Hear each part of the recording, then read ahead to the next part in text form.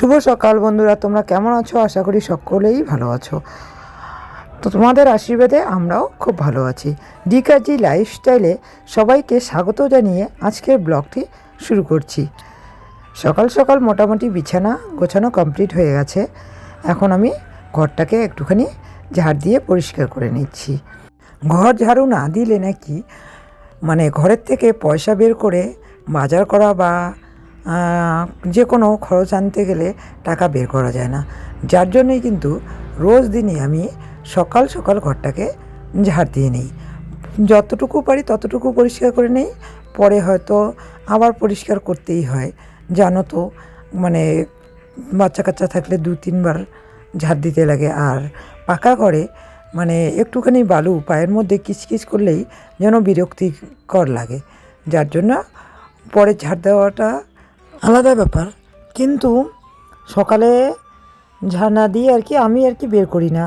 গ্রামে থাকি, নানান ধরনের নিয়ম রীতি মেনে চলতে হয়। তো এই জন্যই মেনে চলতে চলতে কিন্তু একটা অভ্যস্ত হয়ে গেছে। এখন আর ওই জিনিসগুলো ভুল হয় না। তো হয়তো বা শহরে সেরকম কোনো ব্যাপার নেই, কিন্তু গ্রামের মানুষের কিন্তু চলতে উঠতে সবটাতেই নিয়ম নীতি রয়ে গেছে। বলবো না যে শহরের মানুষদের নিয়ম নীতি নেই, শহরের মানুষদেরও আছে, কিন্তু গ্রামের লোকেরা একটু অন্যরকম না, বুঝতেই তো পারো। তো যাই হোক, দেখো আমার কিন্তু ঘরটা ঝাড় দেওয়া কমপ্লিট হয়ে গেল। আর এদিকে আমি মাদুরটা পেতে দিলাম। আর এখন রোজ দিনই দুপুরের দিকটা একটু ফাঁকা থাকে, ওই সময় ঘরটাকে মুছে পরিষ্কার করে নেই। কারণ সকাল সকাল ছেলের পড়াশুনো, তারপরে ছেলের জন্য স্কুলের খাবার বানানো, এগুলো করতে করতে সময় লেগে যায়। আর এত তাড়াহুড়ো করে মোছার কোনো প্রয়োজন নেই। যার জন্য আমি ওকে একটু বেশি করে সময় দিয়ে তারপরে এই কাজগুলো আমি দুপুরে ফাঁকা সময় করে নিই। তো এদিকে চলে আসলাম এই ঘরের মধ্যে। এই ঘরটাও কিন্তু পরিষ্কার করতে হবে, এই ঘরটাও পরিষ্কার করে নিচ্ছি। আর এখন তো মা বাড়িতেই আছে, যার জন্য মার ঘরটা মা ঘুম থেকে উঠেই পরিষ্কার করে নেয়, আমাকে আর হাতাতে হয় না। তো দেখো ঘর সমস্ত ঝাড় দিয়ে বারান্দাগুলো পরিষ্কার করে নিয়ে চলে আসলাম পুকুর ধারে। কেননা কালকে যে আমি ওই যে চুল কাটতে গিয়েছিলাম ছেলেকে নিয়ে, তো অনেকটা বেলা করে গিয়েছিলাম, যার জন্য জামা কাপড়গুলো যে ধুয়ে দিয়েছিলাম সেগুলো কিন্তু শুকায়নি। এগুলোকে জমিয়ে রেখেছিলাম, আজ সকালে আবার এগুলোকে মেলে দিতে চলে আসলাম পুকুর ধারে। আমার না পুকুর ধারটাতে আসতে কিন্তু খুব ভালো লাগে। তো সময় কাটানোর মতো সময় নেই সকাল টাইমটা। সকালে একটু তাড়াহুড়ো সবারই থাকে, প্রত্যেকটা মানুষেরই সকাল টাইমটা একটু তাড়াহুড়ো থাকে। তো এই জন্য আর ওখানে দাঁড়ালাম না বা কারোর সঙ্গে কথাও বললাম না বলে তাড়াহুড়ো করে চলে আসলাম বাড়িতে বাসনপত্রগুলোকে প্রথমে জল দিয়ে একটুখানি ধুয়ে নিচ্ছি, ধুয়ে নিয়ে এগুলোকে মেজে নেব। আর কি বলতো, এই যে একই রকম 4টা থালা কেনা হয়েছে, এই থালাগুলোকে পরপর রাখলে একদম যেন লেগে যায় একদম, যার জন্য খুলতে অসুবিধা হয়, 2 হাতে ধরে খুলতে হয়। এবার আমি সমস্ত বাসনপত্রগুলোকে মেজে নিলাম, মেজে নিয়ে ধুয়ে রুটিন মাফিক কাজ করে যেতে হবে। এগুলোকে ধোয়াধুয়ি করে তারপরে ছেলেকে খাবার বানিয়ে দেব। ছেলে এদিকে উঠে ব্রাশ করে নিয়েছে, এখনও একটু বড় হয়ে গেছে, ও নিজের ভালো মন্দটা বুঝতে পারে, তো এই জন্য ওকে আর ধরতে হয় না। তো তোমরা দেখতে পারলে সেদিনকে আমি ছাতু করেছিলাম, তো সকাল সকাল আজ একটুখানি ছাতুই খেয়ে নিচ্ছি।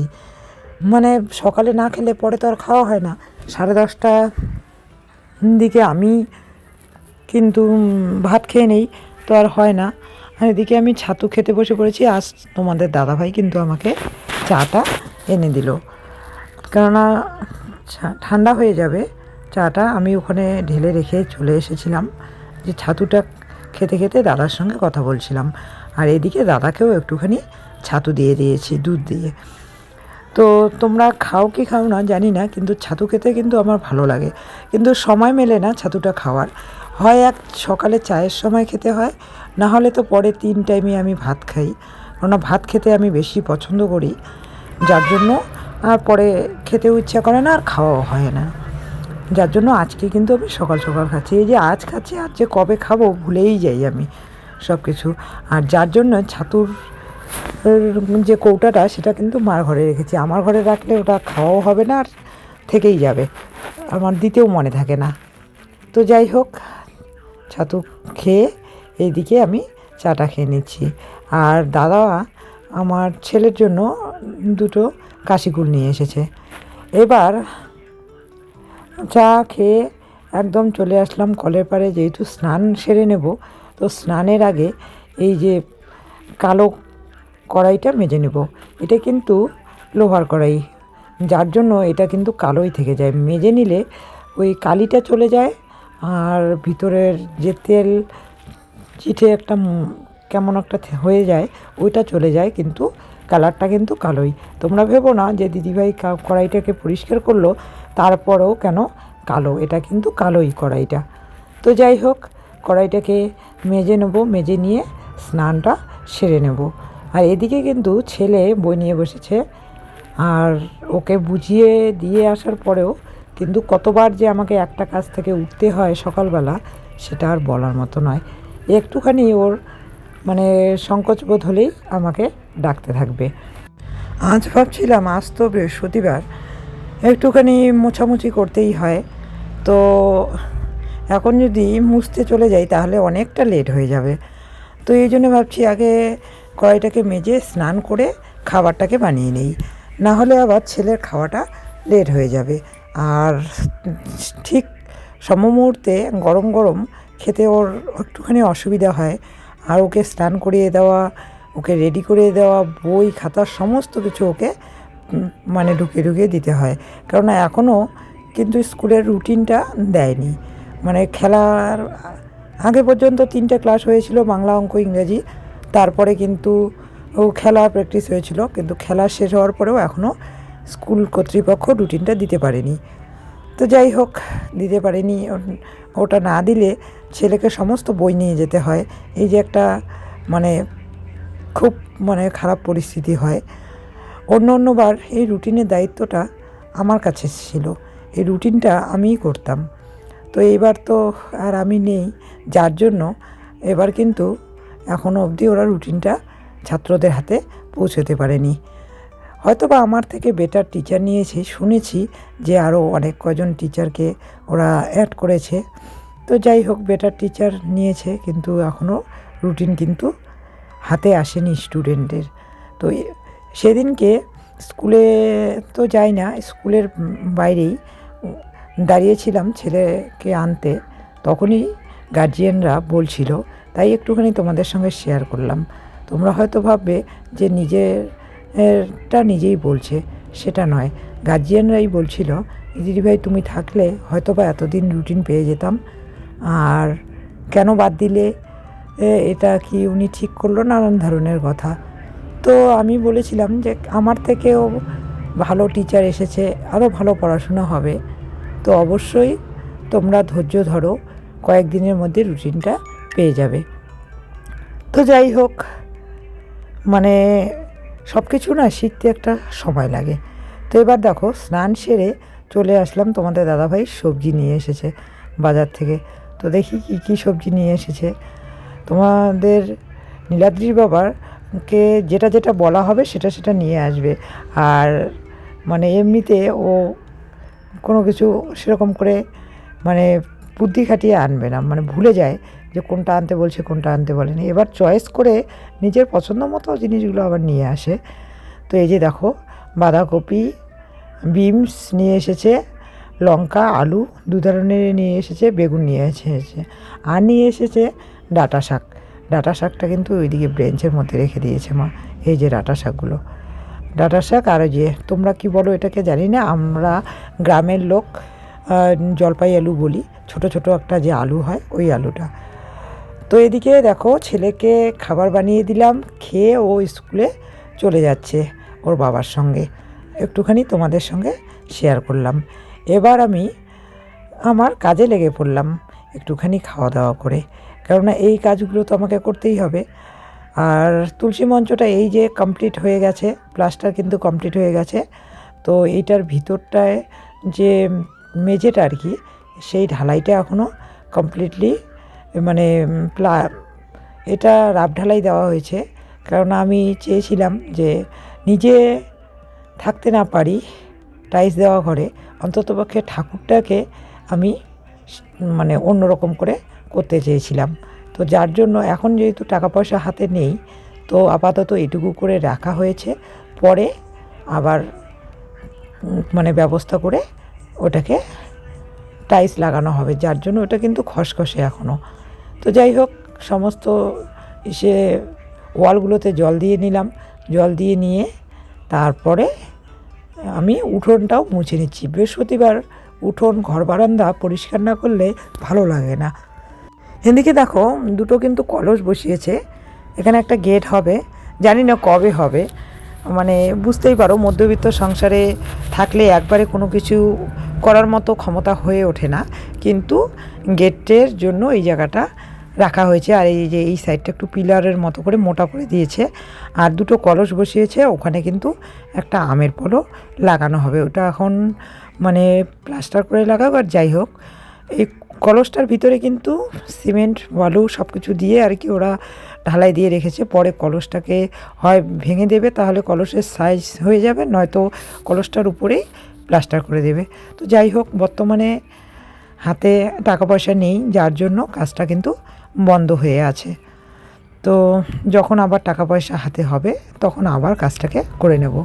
আর একটুখানি উঠোনটাতে জল বেশি হয়ে গেছে, কেননা ওয়ালে জল দিয়েছি, ওই জলটা এদিকটায় চলে এসেছে, যার জন্য জলটা একটু বেশি বেশি হয়ে গেছে।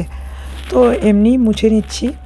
আর এদিকে এই যে পিসি চলে এসেছে, আর আমাদের দুষ্টু মিষ্টু দুজনেই এসেছে। ভেবেছিল যে আমি একটুখানি নেব, কিন্তু আমার তো কাজ শেষ হয়নি, তো এই জন্যই নিতে পারছিলাম না। ভাগ্নি নিয়েছে একজনকে, আর বোনই নিয়েছে একজনকে, বারান্দায় বসে আছে। আমি বললাম যে এটুকু মুছে নিই, মুছে নিয়ে একটুখানি নেব বলে। তো দেখো বন্ধুরা, মোছা কাছা সব কমপ্লিট হয়ে গেল। উঠানটা মুছে নিলাম, আর বারান্দাটা মুছিনি। বারান্দাটা কালকে মুছবো। আজকে আর সময় নেই, কেননা একটু অনলাইনে দোকানে যেতে হবে। আমার একটা কাগজের সমস্যা হয়ে গেছে, তো মেসেজ আসতেছে, যার জন্য অনলাইনে দোকানে যাচ্ছি। এসে আবার বাদ বাকি রান্নাটা কমপ্লিট করতে হবে। রান্নাও কমপ্লিট হয়নি, মানে সকালে খাবারটা হয়ে গেছে, সকালের খাইয়ে ছেলেকে পাঠিয়ে দিয়েছি।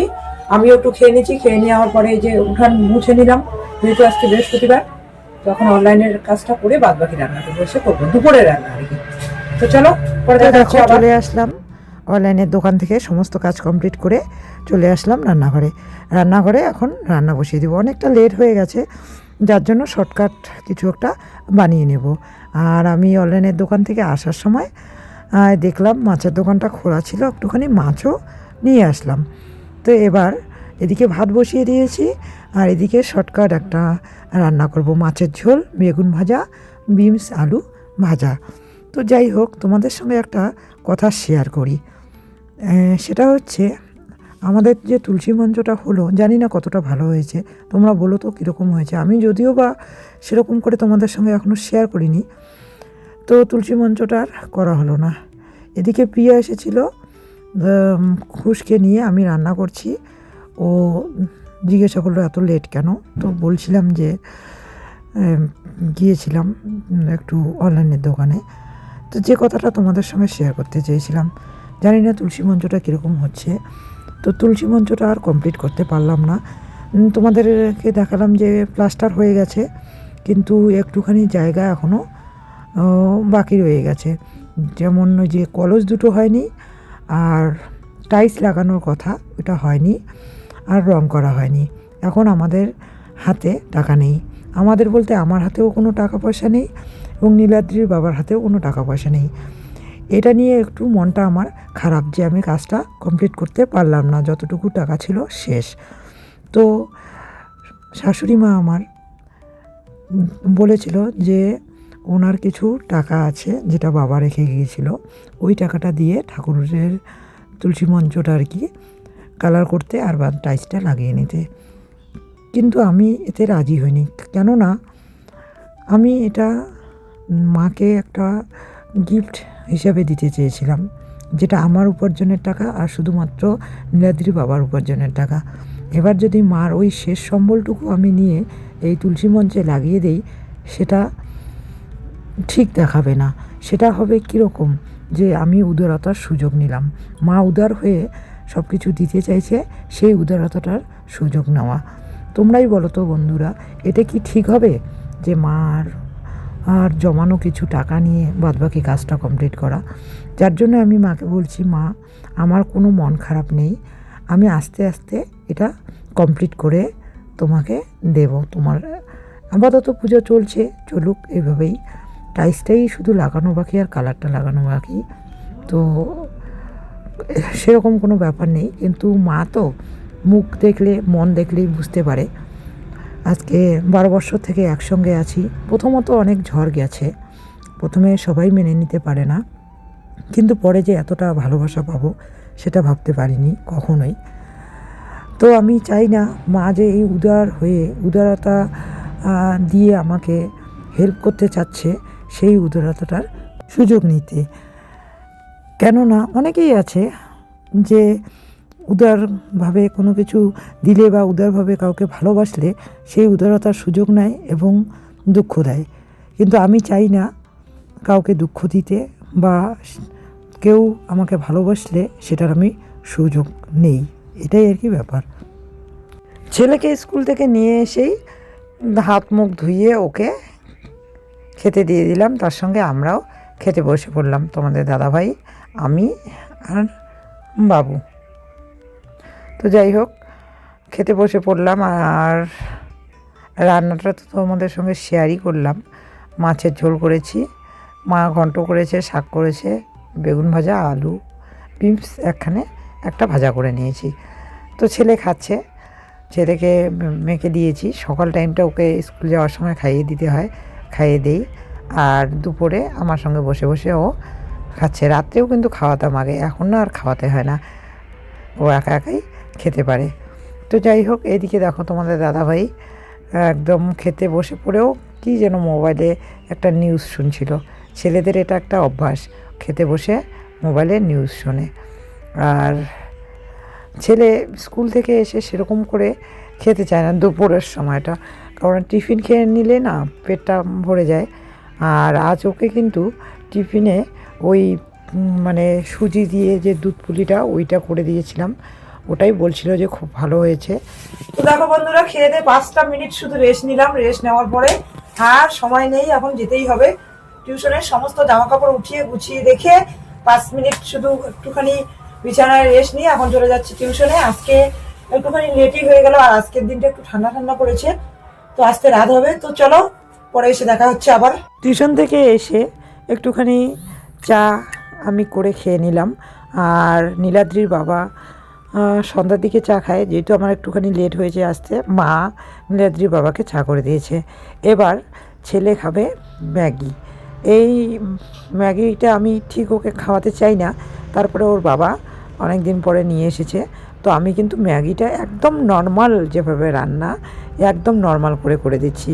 মানে গরম জলের মধ্যে ম্যাগিটাকে দিয়ে একটুখানি লবণ, হলুদ, একটুখানি ওখানে সরষের তেল দিয়ে আমি ম্যাগিটাকে বানিয়ে নিচ্ছি। ম্যাগি মশলা দিয়ে নামিয়ে নেব। মানে আমি ওরকম ডিম দিয়ে ভেজে বা নানান ধরনেরভাবে ম্যাগি বানিয়ে খাওয়া যায়, কিন্তু যেহেতু বাচ্চাকে খাওয়াবো, যার জন্য কিন্তু আমি আর কোনো কিচ্ছু এখানে অ্যাড করিনি। নর্মাল রান্না করে দিলেও কিন্তু ও সুন্দর ম্যাগিটা খেয়ে নেয়। টিউশন থেকে এসে হাত মুখ ধুয়ে আগে ওর খাবারটাই বানিয়ে দিচ্ছি, কেননা ও খেলেই বই নিয়ে বসবে। আর রোজ দিন পড়তে পড়তে এতটা লেট হয়ে যায় যে ঘুমাতে ঘুমাতে লেট হয়ে যাচ্ছে। আর ঘুম ঠিকঠাক না হলে প্রত্যেকটা মানুষের শরীরটা পরের দিন অনেকটাই খারাপ লাগে বা খারাপ হয়ে যায়। তো যাই হোক, এদিকে ম্যাগি বানিয়ে নিচ্ছি, আর এদিকে কিন্তু আমার ছেলে একদম বসে অপেক্ষা করছে যে মা কখন ম্যাগিটাকে নিয়ে চলে আসবে। তো কথা বলতে বলতে ম্যাগি হয়ে গেল। তারপরে মাঝখানে আর তোমাদের সঙ্গে কোনো কিছু শেয়ার করা হয়নি, কেননা ছেলের অনেক পড়ার চাপ ছিল। ম্যাগি খেয়ে ওকে বই নিয়ে বসেছি। বই পড়ার মাঝেই আমি একটুখানি সিদ্ধ ভাত করে নিয়েছি, আর এদিকে সবজি ছিল। তো রাতে খেতে বসে পড়লাম তিনজনে আবার এই ঘরে। তার মানে ওর টোটাল 14টা বই, এই পড়াগুলোকে ওর কমপ্লিট করতে হয়। যার জন্যে আর মানে চা বা ম্যাগি খেয়ে ওই যে মানে আমরা বসি, আর অন্য কোনো কাজ করা হয় না। আর আমি যদি বসে না পড়াই ওকে ঠিকঠাক করে, তাহলে হয়তো পড়াটা ওর ঠিকঠাক হবে না। যার জন্য কিন্তু তোমাদের সঙ্গে সেভাবে আর আমার পরে শেয়ার করা হয় না কোনো কিছু। তো যাই হোক, রান্নাটাও আজকে শেয়ার করলাম না, কেননা সিদ্ধ ভাত করেছিলাম, ওকে বসিয়ে করাচ্ছিলাম। আর ক্যামেরা অন করলে, মোবাইল চালালেই ও অন্যমনস্ক হয়ে যায়। যার জন্য আর মানে তোমাদের সঙ্গে কোনো কিছু শেয়ার করিনি, আর রান্নাটাও কিন্তু শেয়ার করিনি আজ। তো যাই হোক, অনেকটাই রাত হয়ে গেছে, পড়াশুনো হয়ে গেল, খাওয়া দাওয়া করে নিলাম। আর ও ছেলের খাওয়া প্রায় শেষ, তো এখন ক্লাস 3তে পড়ে। আর এখন গ্রামের বাংলা মিডিয়ামগুলোও কিন্তু অন্যরকম একটু। আর আমাদের স্কুলে, যে স্কুলটাতে ও পড়াশুনো করছে, স্কুলটাতে প্রচুর বই, প্রচুর চাপ। তো যাই হোক, এই ওর চাপটাকে আমাকে নিতে হয়। প্রত্যেকটা মায়েরই সেম এই জিনিসটাই হয়, যে ছেলের পরীক্ষা বা ছেলে মেয়ে যাই বলো না কেন, যারই পরীক্ষা হোক, মনে হয় যেন মার পরীক্ষা। এই যে টিউশন থেকে এসে আবার যে এই যে বই নিয়ে বসে থাকি, মানে তখন আমি না একটু মোবাইলটা হাতাতে পারবো বা না কোনো কাজ করতে পারবো, মানে বসে ওকে পড়াতে হয়। আর আমার ভালোও লাগে না পড়াশোনার সময় অন্য কিছু করতে। যার জন্য কিন্তু দেখো, আমাদের টিভি আছে, অথচ টিভিটাতে আমরা কেবল লাইনও লাগাইনি। তো দেখো বন্ধুরা, খাওয়া দাওয়া হয়ে গেল, তোমাদের সঙ্গে শেয়ার করলাম রাতের খাওয়া দাওয়া। কেননা ওই যে সন্ধ্যায় ছেলেকে টিফিন বানিয়ে খাইয়ে বই নিয়ে বসেছিলাম, কোনো কাজ করিনি। তো সেই জন্য তোমাদের সঙ্গে শেয়ারও করিনি। আর পড়াশোনাটা আমি অ্যাকচুয়ালি শেয়ার করতে চাইও না, কারণ ওর ডিস্টার্ব হয়। তো পড়াশোনা কমপ্লিট করে, পড়াশোনার মাঝেই আর কি একটুখানি সিদ্ধ ভাত করে নিয়েছিলাম, আর দুপুরে সমস্ত সবজি ছিল। তো খাওয়া দাওয়া কমপ্লিট হয়ে গেল, ছেলে শুয়ে পড়েছে। তো আজকের ব্লগটা আর বাড়াচ্ছি না, আজকের ব্লগটা এই পর্যন্তই। তোমরা সকলে ভালো থেকো, সুস্থ থেকো। আর আমার ভিডিও যদি তোমাদের ভালো লাগে, তাহলে লাইক, কমেন্ট, শেয়ার করে দিও। যারা আমার ভিডিও নতুন দেখছো, তারা সাবস্ক্রাইব করে পাশে থেকো। শুভরাত্রি।